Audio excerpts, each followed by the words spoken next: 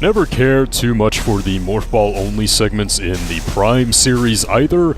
I don't know, it just always seemed to be that one thing where you went into a Morph Ball segment and you're just like, have to figure this out. And it probably isn't a coincidence either that the most notorious boss in Metroid Prime history was also a Morph Ball only boss. Of course, I'm speaking of the Spider Guardian back in Metroid Prime 2. Echoes right there. I don't think any other boss in any of the Prime trilogy has anywhere close to that level of notoriety. And then, you know, I'm not really knocking the idea. I think it's a really clever idea, actually. Let's have an entire boss in Morph Ball form. It's actually kind of cool, really, but I don't know, you're just so limited when you're in the Morph Ball that it can feel kind of helpless whenever you're just taking damage and, like, there's not much you can really do about it. But, yeah, we have those back in Other M as well. Just more proof, I think, that Other M did, in fact, take some ideas from Prime. I mean, the whole first-person view thing to shoot missiles, that's definitely right out of the Prime playbook. We got this little thing right here with the Morph Ball only segments. I mean, Sakamoto did not completely ignore Prime when it came to creating this game. I mean, maybe from a story point of view, but I'm more thinking of gameplay sensibilities and maybe more what the audience was expecting at that point as maybe an audience that had only played the Prime games or something like that right there. But, ooh, another energy tank. Oh, nice. Let's go ahead and pick that up, but we cannot shoot that right there because it is behind a glass wall. So no go for us right here as we're going to have to head on out. And we have a nice little Sonic Adventure snowboarding segment right here. And what you can actually do, I didn't know this until I saw someone else do it, as that's not what I was talking about. You can actually go into Morph Ball form and roll down this a lot faster than you can when you just slide, which is pretty cool. I didn't know that. That's kind of like a secret of this game that I wasn't really aware of right there. But let's just go ahead and get on out of here since that seemed to be a completely pointless endeavor right there. Can I get the speed booster going? Nope. I wasted it with a shot. I could have done a really cool shine spark over here right quick, but not meant to be. So I guess now we just have to head on forward, huh? We just can't hit that button until this happens. And some more souped-up Zabezians right here. So yeah, the Zabezians are going to get a lot rougher as the game goes on. Like, these guys are much nastier than the base Zabezians that we discovered back in the biosphere right there. But it looks like they are hiding like cowards behind this wall right here, and not too much we can do about it. Wonder what could we use to get out of this predicament? Is it anything? Anything at all? Samus, you need a permeating shot effect to get past this. I'm authorizing you to unlock your wave beam.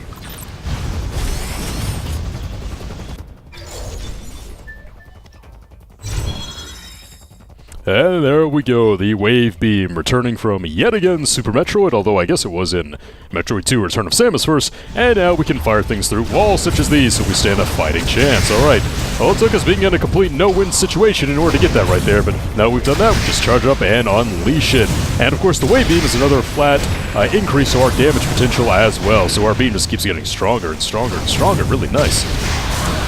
And kind of coupled together with that dispersal effect that we got earlier, yeah, that stuff is looking good. So now what we have to do is that we have to backtrack all the way back to that button that we just saw. Joy. Let's see if this thing is any more effective against these guys, though.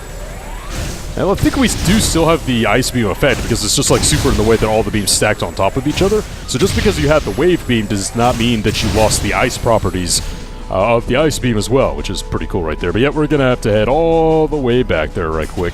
And yeah, this is some backtracking. I mean, there is backtracking in Other M. Don't let anyone tell you that it's just a straight line all the way through.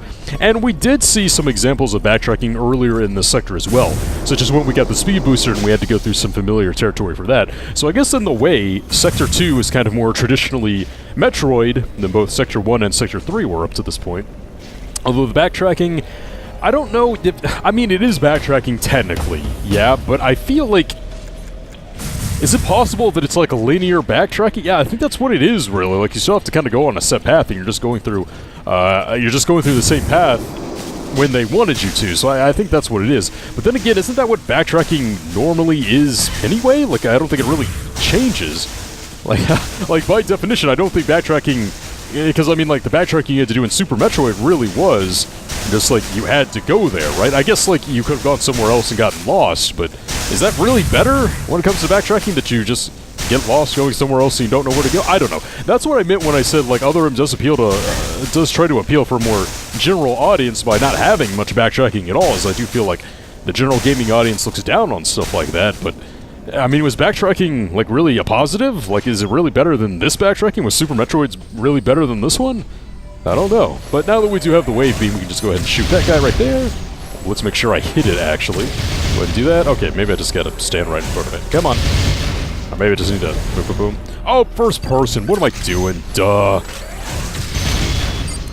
I mean, we've had to be in first person to hit all those other switches. I don't know why that one would be any different, Virgo. Jeez. I guess I'm just excited to have the wave beam right here. And that's going to activate that weird freight elevator. And it would be nice if we could just jump down to it, but nope. More backtracking. Huzzah! But this time, we got a freaking avalanche, guys. And if that thing hits you, it's a one-hit KO, which is why the Morph Ball trick right here is really good yet again. If I don't get hit by any more debris, it can be kind of difficult, just like Sonic Adventure, somewhat strangely enough.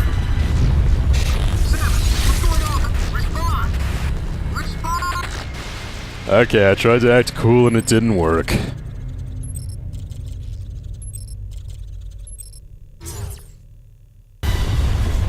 So this time, how about we get into Morph Ball form, we try to get a good ways ahead of it, and right when we're nearing the cliff, we get out of Morph Ball, so I can actually hit the ground running and not have to worry about getting out of Morph Ball form, yeah. That's probably a trick if you're gonna use the Morph Ball right there, and boom, yeah.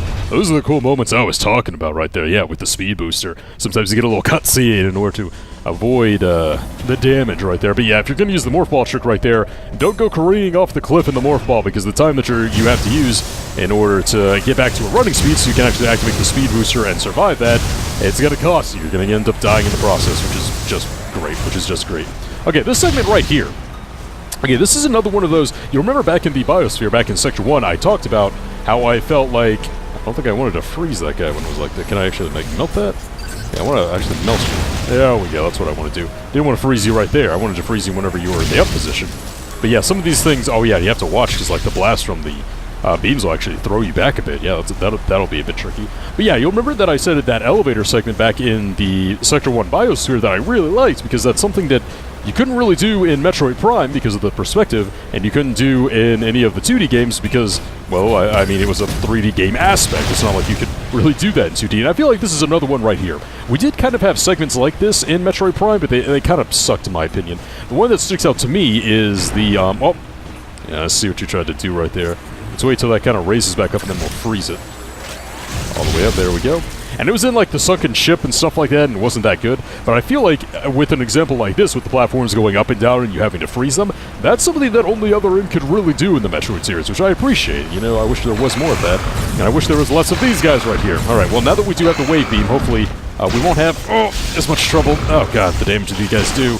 See, now they have the overblast and they're making me pay for it. Yeah, does that 3 in a row? Come on, Samus, just get up and dodge, please. There we go. Okay, let's try to knock that thing down. Oh man, when it's a wide open area, sometimes somehow it's harder because you can't get close to them and actually do like a finisher. And they're just swarming me, like they're not going away from me. Like, give me some space, guys, jeez. Alright, we're gonna have to get our missiles out for this one. There you go. Okay, let's get back around. I don't know where the other one went. Maybe I knocked it off the cliff. No, that was wishful thinking. Oh god, can you stop it, please? This is like the hardest battle in the game so far. Okay, let's go ahead and do that. Dispose of the first one, and let's see if we can go in for a finisher here. Nope, it recovered too fast. Alright, let's try to get out of there. Should be able to missile you just fine. I think we're just gonna have to take him down normally. Like, they're just hopping around too much to get the finishers off. Come on. God, they just tore me to shreds, man. This is what I'm talking about, that, like, Other M can be really difficult. Like, things can get out of hand real quick if you're not careful. Oh, there we go. And luckily, I think there's a save room right here. Oh, God, yeah. I need it.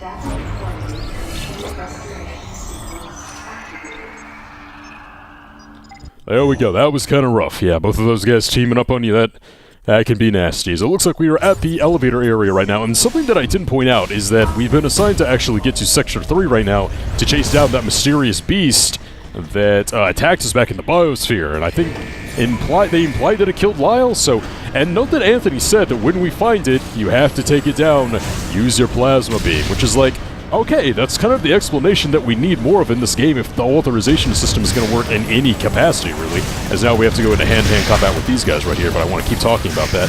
Because you'll remember at the beginning when Anthony was giving all the Marines their assignments, one of Anthony's primary assignments was determine if we have to use the plasma beam or not. And Anthony, I'm guessing Anthony did determine with that thing, that monster that we encountered back at the secret lab or whatever it was, that we would indeed need the plasma beam because that's what he used to get it off of Samus after that little first-person segment that I actually had some trouble with. So him saying that, like, yeah, this thing is really, really dangerous. If you find it, go all out. Use the most powerful weapon you have. Like, that makes sense to me. Like, we wanted to keep damage to a minimum, but now, like, we have found a threat, as the Overblast is not going to work on these guys. I think they need to be stunned whenever they, whenever you want to go in for the Overblast. But it's like, yeah, we've determined that that monster is super dangerous. It's making the other monsters really aggressive. So what you have to do is use the freaking Plasma Beam. Like, that's kind of the logic behind that. And granted, it kind of works in that example. It doesn't really for the rest of the game. There's 4 guys right here. Jeez, give me a break. This is really difficult right here, especially when you can't overblast them like we could the normal Zebesians. Yeah, that one was recovering from an attack, so I was able to do it right there. But also, one overblast does not kill these guys, as we saw with the normal Zebesians as well, so you kind of have to be careful. But yeah, that type of explanation is really what we needed if the authorization system was going to work in any world. Great, this thing is fantastic right here. There's another one of those much tougher than normal enemies right here. It moves around really fast, it's really powerful, it can really hit you where it hurts. So let's go ahead. I think the pattern is it tends to swipe twice and then you can aim for like the giant eye. But there's also another vulnerable point right here. Yeah, I think it's that one right there. Oh! Get out the way. I think the only way to do it is if we hit it with a missile. Yeah, that thing right here. Come on, come on. There we go. Nice. Didn't want to go into Morph Ball right there, but there we go. Yep. And that isn't even a finisher. That just does a lot more damage. So, okay. Let's go ahead and pound it with the beam. After we dodge those things, try to get that eye out. And then we can go in for the Overblast. Because it's not really a finisher, or it can just fly away like the coward it is. Jeez. Offensive. I was ready to take that guy down, but yep, something tells me we'll be seeing him again, which is another thing. I really like that about Otherim as well, because that's not the first time that we've seen an enemy kind of terrorize us, and then it gets away, and we're sure to see it later. You remember that also happened with that giant lava fish back in Sector 3 as well, and we still haven't fought that guy. We haven't taken him out or anything like that, so the game likes to show you like a hyper-dangerous enemy and then be like, okay, it's running away, you'll see it again, stuff like that after it's terrorized you a bit, so yeah. Okay, nothing going on in here. I actually forget what we're supposed to do with this. Aha, yeah, the pipe, that's right. Let's go ahead and jump in here and see what we got. And I think, actually I know, yeah, we destroy these, and that'll actually lower those test tubes. So that's it for those two. Let's go ahead and try to get these two as well. That should do it right there. Yeah, so I was about to say before we were interrupted by that really nasty crustacean-like creatures that's the explanation that Otherim needed a lot more of, although I don't think it would have really helped for the most problematic elements of it being what we've already seen, like the Very Suit and the Grapple Beam, things like that. It would have worked for the weapons, I really do think it would, if we would have gotten an explanation, and we do get that with the power bombs. Like, look, power bombs are really dangerous, they're really destructive, we don't want to use them because we want to preserve the station. Same with the Plasma Beam. But they also say that this is a scenario in which we would authorize it, like that giant monster that we saw back in the biosphere. So, I mean, it's something, again, it's not really enough, but I love stuff like this when we actually see the outside of the bottle ship. Just a reminder that we really are in just the vastness, lonely part of space right here. It's really cool. We saw that back in the main sector as well with that one running segment when we were first getting together with the Marines for the second time to go against that boss. But you don't see it too much in this game, but I do like the reminder for the most part, for sure. And with that, we will finally escape Sector 2. Oh, we were in there for a while. The main sector. Yeah, not much going on in the main sector though, so I don't think there's like a hazard or anything like that. Okay, but with that out of the way, time to really start hunting down that creature right there, and it's back to Sector 3, which has been the most hazardous by far. The cold didn't really give us an issue back there at Sector 2, as, you know, this isn't Metroid Fusion, although now that I think about it, that is an interesting thing that Fusion did. Sector 3. A level 4 warning is now in effect in Sector 3. An irregularity has been confirmed in the geothermal power plant and the experimental simulated desert area. All staff members are asked to please evacuate immediately. You know, that's something else that I do like about this game too, that computer sound. It's such like a lifeless, logical, very fact-based computer, So when it's going on about, like, all the hazards that are going on and how careful you have to be, it's just kind of unnerving because it's just like, you could die in here. Make sure you're prepared. It's just like, ugh, I don't like it. It's creepy. Again, a nice continuation of what Fusion did, but that's the door we're supposed to go through. And it's locked, and I'm guessing that Anthony doesn't have the controls to that door for some reason, so we're gonna have to go this way, which is back into Volcano Town. Yay, my favorite. Okay, well, this stinks. Okay, have I just regressed at this game over the past 24 hours that I played it? Come on now. I feel like I've been taking a lot more hits lately, or maybe the game is just actually getting more difficult. I mean, that would make sense. You know what? I'm just gonna ignore you guys again. I can take you down very easily with the wave beam, but why would I care? I'm in a hurry. We've already been here. And this is another example of other him backtracking too, in which we're going to a area that we've already been to in order to do something, but it is with equipment that we haven't used before. So I would say the area, actually now that I'm thinking about, the area has pretty much changed in here from what I remember though. Yeah, okay, just knocked me down right there. So yeah, the area that we're backtracking through has changed. So that's kind of my first criteria for it to be, quote-unquote, good backtracking is, oh yeah, this room, where that bizarre glitch happened, jeez. And criteria number 2 is that I like our abilities to be different whenever we get here. So that's technically true, as we do have, like, the speed booster and the wave beam and things like that, so things will be a tad bit more different. So again, does this really count as, like, bad backtracking? I don't really know. And this segment right here is what I was talking about whenever I say that we have definitely changed the area here in Area 3, or in Sector 3 rather, because we have this right here, charge up all the way and boom! That little segment right there where you have to get a shine spark over it, which I failed miserably at, but we were only in the lava for a short little while, so it's not too bad. The first time we were here, I don't think that this bridge had been destroyed yet either, so wow, Zepesian's in this place too? Man, they're all over the frickin' place. Let me go ahead and try to finish this guy off. He's moving too fast. We're being sniped from all sides too. Go ahead and stop this madness. You can see the enemy spam is starting to get really out of hand in this game. I guess we have visited all the main sectors right now, so it's time to start kind of increasing the difficulty for everything. I'm just gonna go ahead and blast your head off and get on out of here. I don't think there are any freaking expansions in that room for sure. And there we go, yet again. Ouch, right on top of me. Talk about the cheap shot. Well, I haven't had too many problems with you so far, but again, make sure that you don't dodge in the wrong direction whenever you're fighting this way. You'll find yourself dodging right on top of this freaking thing. It is designed to be very, very dangerous indeed. But one little finishing move right there, and it should be no problem. And since we have the wave beam now, yeah, we can vanquish that thing in one hit. I don't think I actually hit it with, like, the charge part right there, but I was able to take it out no problem regardless. Alright, let's go ahead and activate that. And that will actually get that door right open right there, and I don't think anything interesting is going to happen on my way back to there. And unlike the last backtracking segment where I added something interesting to say, don't really think I have anything interesting here to say, so I'll meet you guys right back there. Yeah, man, that's pretty cool. I like that a lot. Alright, we're back here at the main elevator room, and it's time to go forward, although you'll recall that the last time we were in Sector 3, well, we hit a bit of a roadblock over here, and that roadblock was pretty arbitrary, Adam, so I don't know how you expect us to actually get past here now, although I think we'll get the answer to that right now.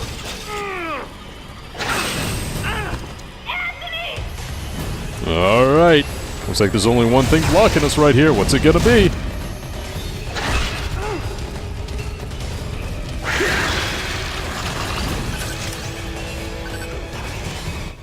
Samus, use of the grapple beam is authorized.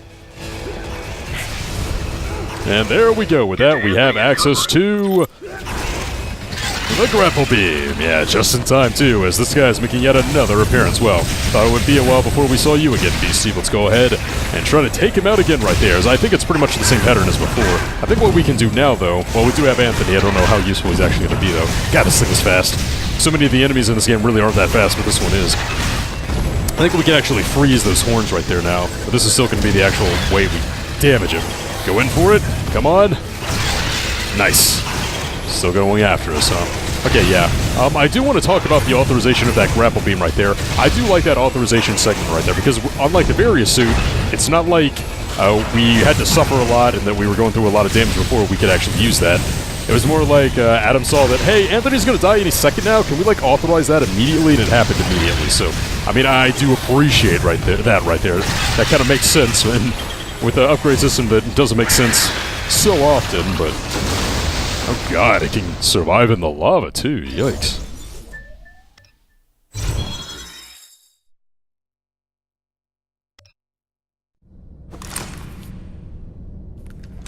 Whew.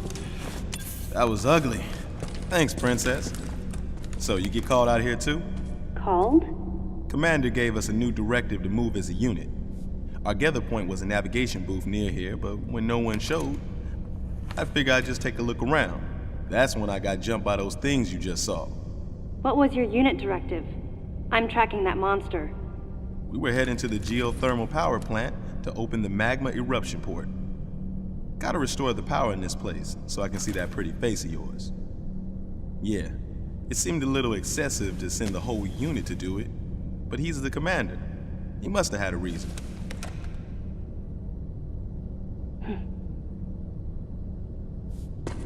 So Samus, how you feeling about the commander, huh?